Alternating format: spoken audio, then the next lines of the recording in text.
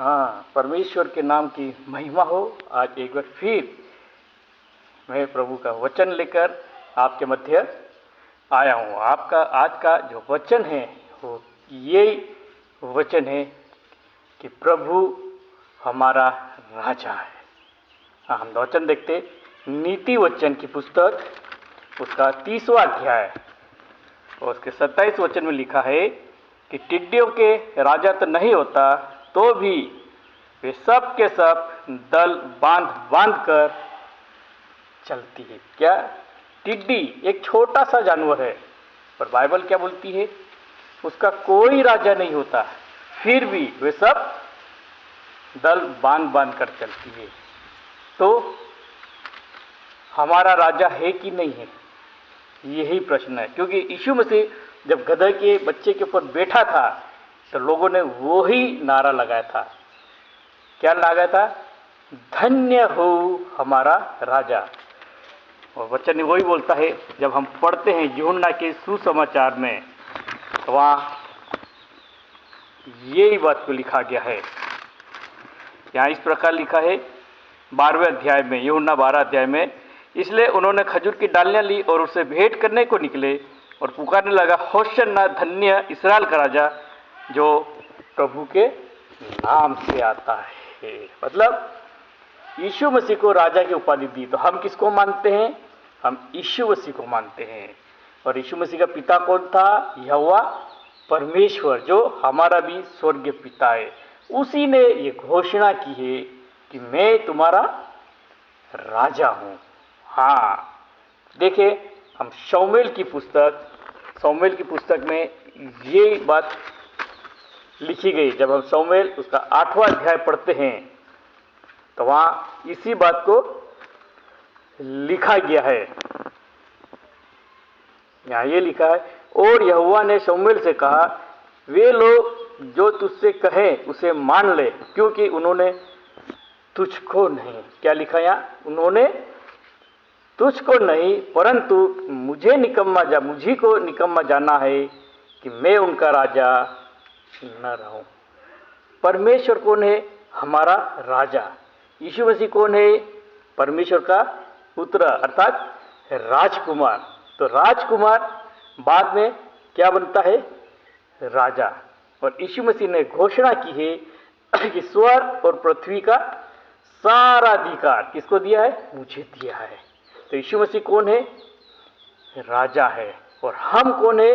उसकी प्रजा हैं। तो हमको क्या करना? जैसा वचन बताता, सुलेमान नीति वचन पुस्तक क्या रहा कि टिड्डियों के तो कोई राजा नहीं होता, फिर भी सब की सब दल बांध कर चलती है। तो हमारा तो राजा है, तो हमको क्या करना?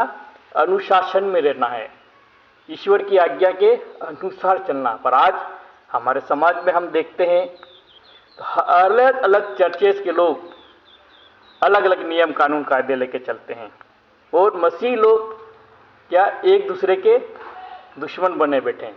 हो सकता सेवक भी दूसरे चर्च के सेवक का आदर और अनादर नहीं करता, वो सोचता है मेरा दुश्मन आया है। पर हमारा दुश्मन और हमारा विरोधी कौन है? अन्य समाज के धर्मगुरु जो हैं, वो अन्य समाज के जो धर्मगुरु वो हमारे विरोधी और हमारे दुश्मन एक तरह से गिने जाते हैं।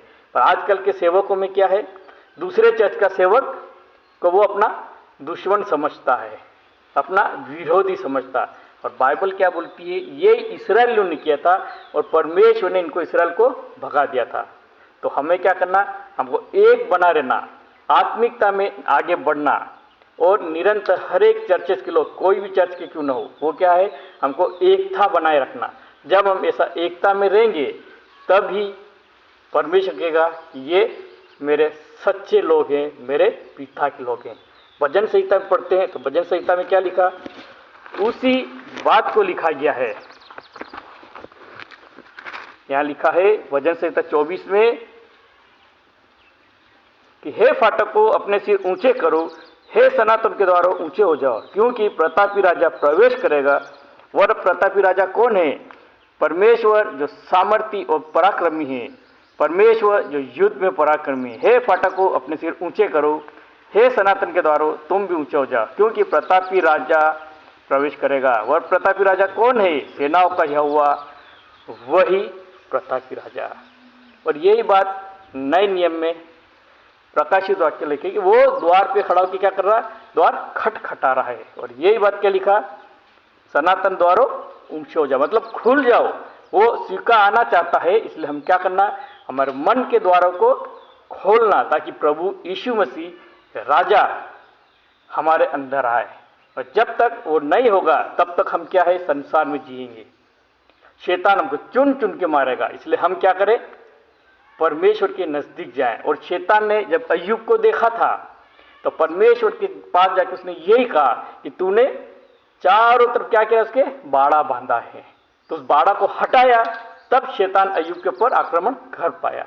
ठीक उसी प्रकार पवित्र आत्मा का बाड़ा जब हमारे चारों ओर होगा, तभी हम हर एक प्रकार के संकट, हर एक प्रकार की विपत्ति, दुख और तकलीफ में बचे रहेंगे। नहीं तो शैतान की ओर से ये सब आएगा और हम समस्या में पड़ेंगे। हमारे परिवार में गरीबी, बेरोजगारी एक श्राप के रूप में आ जाएगी। तब जब हम परमेश्वर का तिरस्कार करेंगे, तो परमेश्वर हमारा राजा है, हम अपने राजा के अधीन रहें।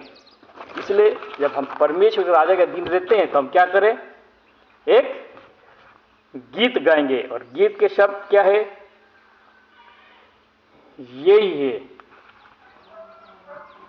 हो जय जयकार, जय जयकार करे, वह है हमारा राजा, राजा दुख संकट से बचाता बचाता, हम पर अपनी करुणा करता और करता उपकार। क्यों न उस पर तन मन वारे, दे अपना अधिकार। हो जय जयकार, जय जयकार करे। परमेश्वर इन वचनों द्वारा आप सबों को आशीष दे। आमीन।